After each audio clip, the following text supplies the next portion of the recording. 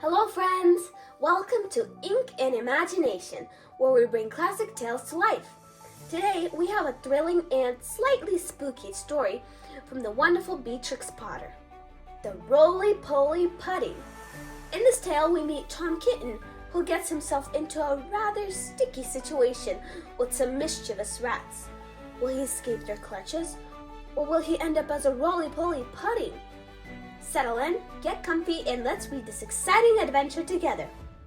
Don't forget to like, subscribe, and hit the bell so you never miss a story. So let's begin The Roly-Poly Pudding. The Roly-Poly Pudding. In remembrance of Sammy, the intelligent pink-eyed representative of a persecuted but irrepressible race, an affectionate little friend, and most accomplished thief. Once upon a time, there was an old cat called Mrs. Tabitha Twitchit, who was an anxious parent. She used to lose her kittens continually, and whenever they were lost, they were always in mischief. On baking day, she determined to shut them up in a cupboard. She caught Moppet and Mittens, but she could not find Tom. Mrs. Tabitha went up and down all over the house, mewing for Tom Kitten.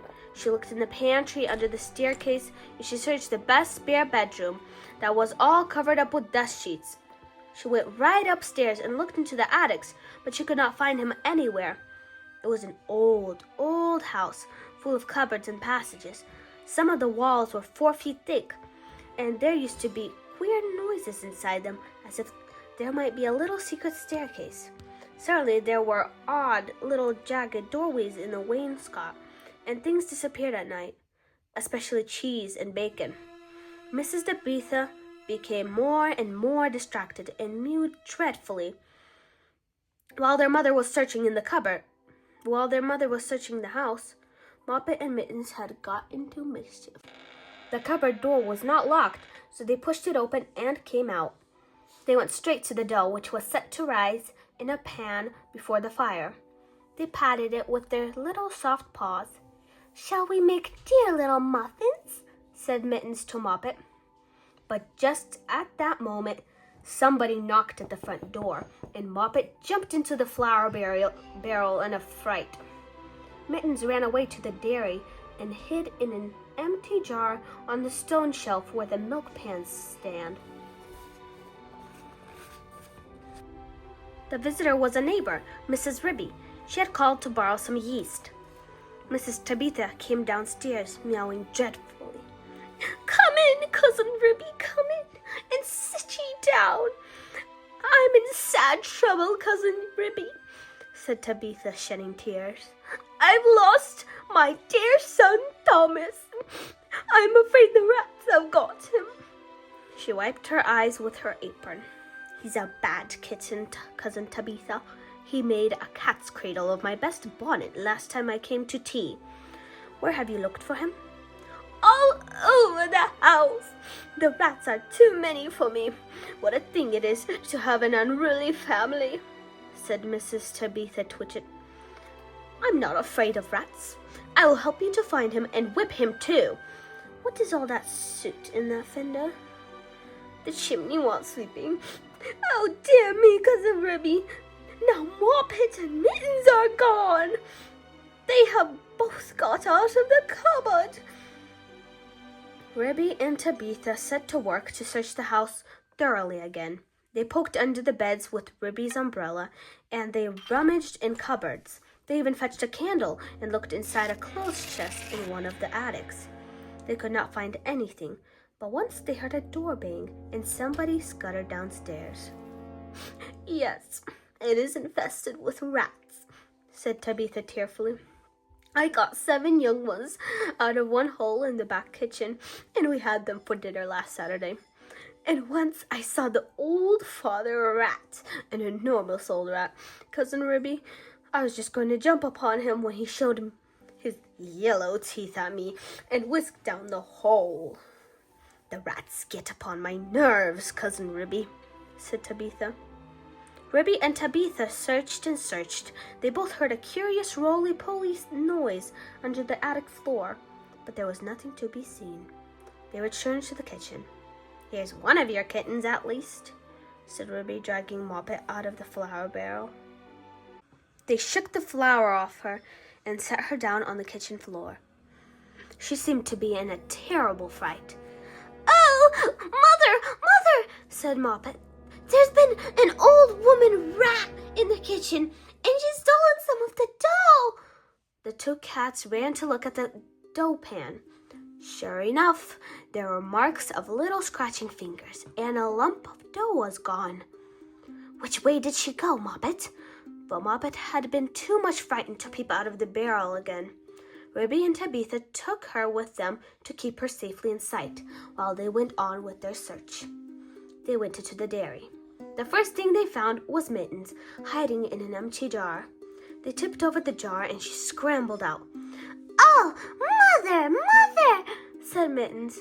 "Oh, Mother, there has been an old man rat in the dairy.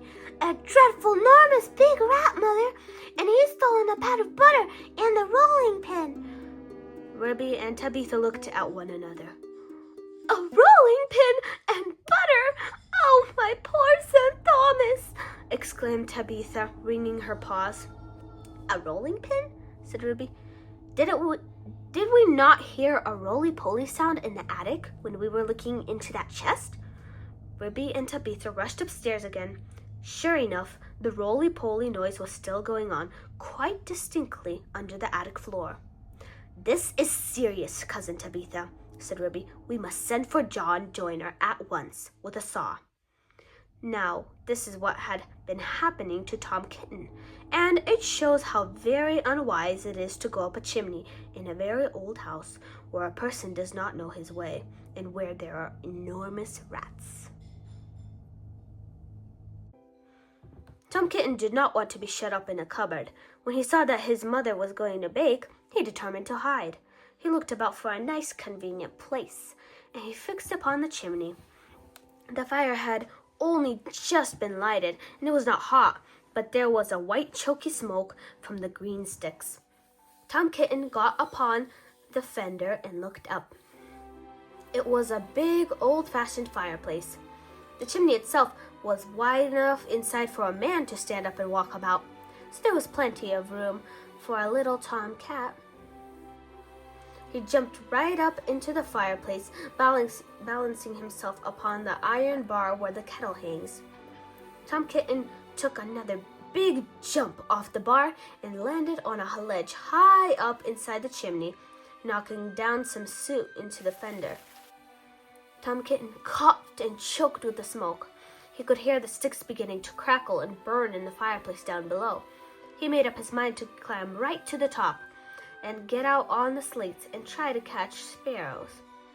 "I cannot go back. If I slipped, I might fall in the fire and singe my beautiful tail and my little blue jacket." The little chimney was a very big, old-fashioned one.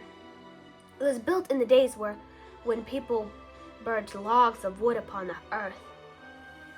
The chimney stack stood up above the roof like a little stone tower, and the daylight shone down from the top under the slanting slates that kept out the rain. Tom Kitten was getting very frightened. He climbed up and up and up. Then he waded sideways through inches of soot. He was like a little sweep himself. It was most confusing in the dark. One flue seemed to lead into another. There was less smoke, but Tom Kitten felt quite lost. He scrambled up and up, but before he reached the chimney top, he came to a place where somebody had loosened a stone in the wall. There were some mutton bones lying about. "This seems funny," said Tom Kitten. "Who has been gnawing bones up here in the chimney? I wish I had never come. What a funny smell.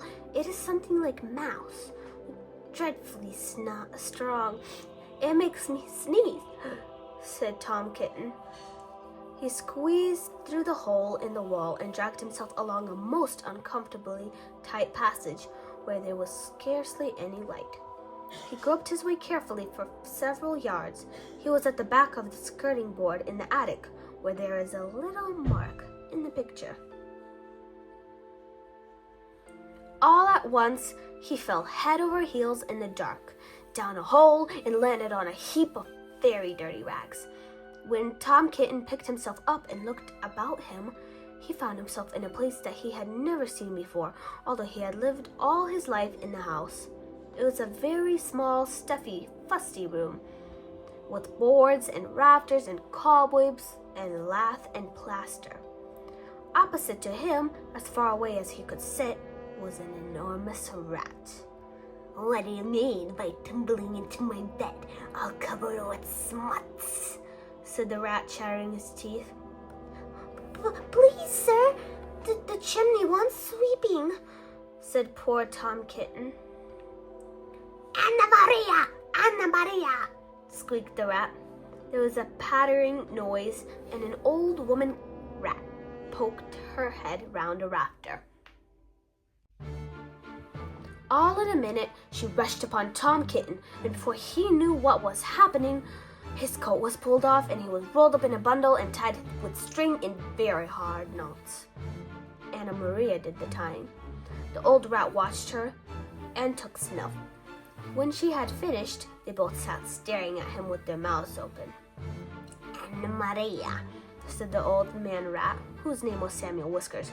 "Anna Maria, make me a kitten dumpling roly-poly pudding for my dinner. It requires dough and a pat of butter and a rolling pin," said Anna Maria, considering Tom Kitten with her head on one side. "No," said Samuel Whiskers, "make it properly, Anna Maria, with breadcrumbs." "Nonsense! Butter and dough," replied Anna Maria. The two rats consulted together for a few minutes and then went away. Samuel Whiskers got through a hole in the wainscot and went boldly down the front staircase to the dairy to get the butter. He did not meet anybody. He made a second journey for the rolling pin. He pushed it in front of him with his paws, like a brewer's man trundling a barrel. He could hear Ribby and Tabitha talking, but they were too busy lighting the candle to look into the chest. They did not see him. Anna Maria went down by way of the skirting board in the window shutter to the kitchen to steal the dough. She borrowed a small saucer and scooped up the dough with her paws. She did not observe Moffat. While Tom Kitten was left alone under the floor of the attic, he wiggled about and tried to mew for help, but his mouth was full of soot and cobwebs. He was tied up in such very tight knots he could not make anybody hear him, except a spider, who came out of a crack in the ceiling and examined the knots critically from a safe distance.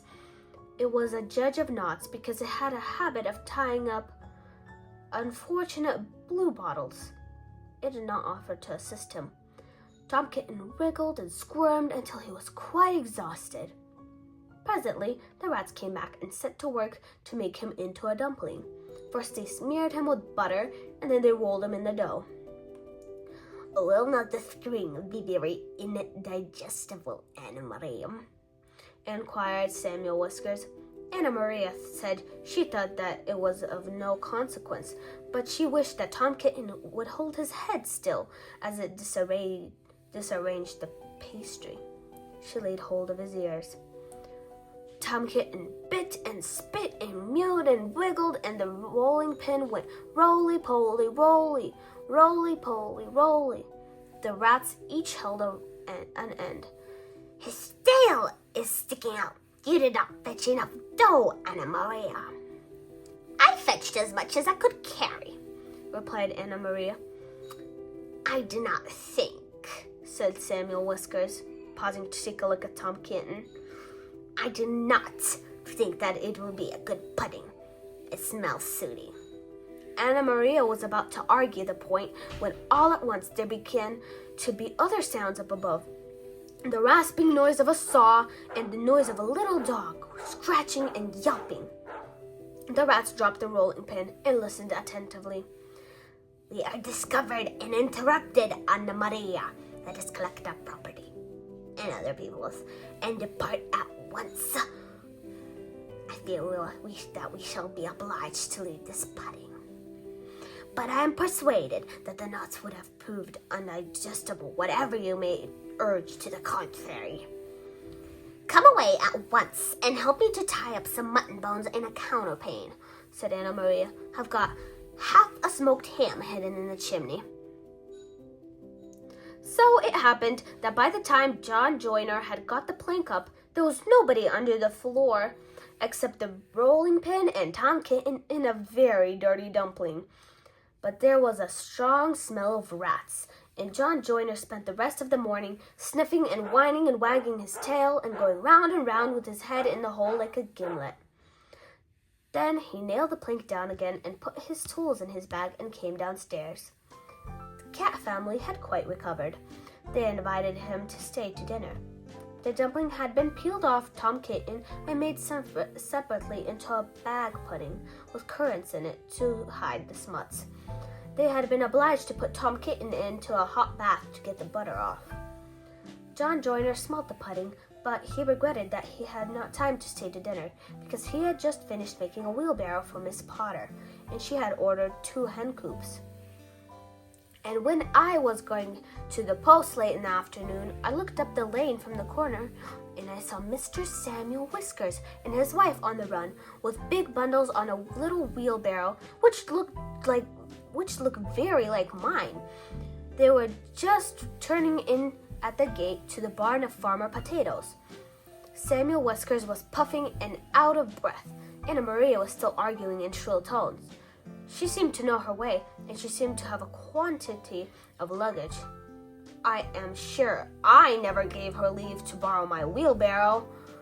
They went into the barn and hauled their parcels with a bit of string to the top of the haymow.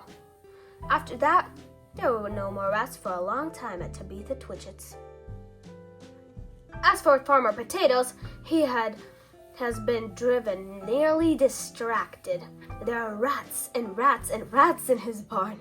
They eat up the chicken food and steal the oats and bran and make holes in the meal bags. And they are all descended from Mr. and Mrs. Samuel Whiskers. Children and grandchildren and great-great-grandchildren. There is no end to them. Moppet and Mittens have grown up into very good rat catchers. They go out rat catching in the village, and they find plenty of employment. They charge so much a dozen and earn their living very comfortably. They hang up the rats' tails in a row on the barn door to show how many they have caught. Dozens and dozens of them. But Tom Kitten has always been afraid of a rat. He never durst face anything that is bigger than a mouse. The end. And that brings us to the end of the roly-poly pudding. What an adventure! Poor Tom Kitten sure had a close call with those sneaky rats. But thankfully, all turned out well in the end. I hope you enjoyed this classic tale from Beatrix Potter. If you did, don't forget to give this video a thumbs up, subscribe for more wonderful stories, and hit the bell so you never miss a new reading. Thank you for joining me today, and I can't wait to see you until next time for another magical story. Until then, happy reading!